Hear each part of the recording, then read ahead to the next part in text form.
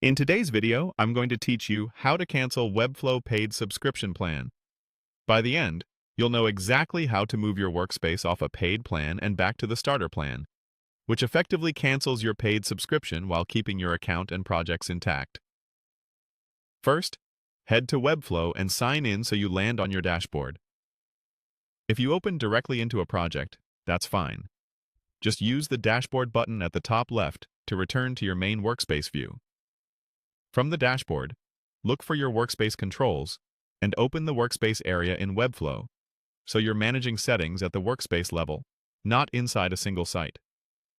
Next, go to Plans. This is where Webflow lists the available workspace plans. On the Plans page, locate the Starter option. You may see plan cards for different tiers. Choose Starter. If you want to double-check what changes when you downgrade, select View Plan Comparison.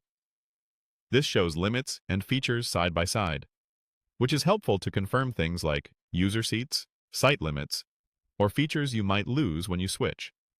When you're ready, click Downgrade to Starter.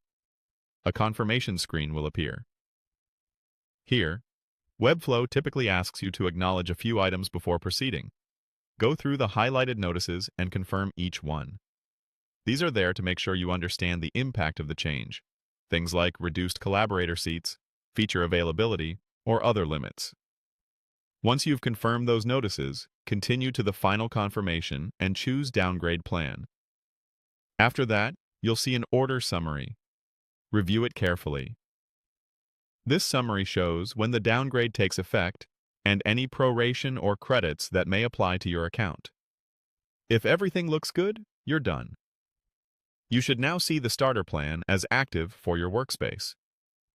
A few tips to make this smooth. Downgrading works best when your workspace is already within the starter limits. If Webflow flags anything during the confirmation, such as too many members or features in use, follow the prompts it provides on screen to resolve those items, then try the downgrade again.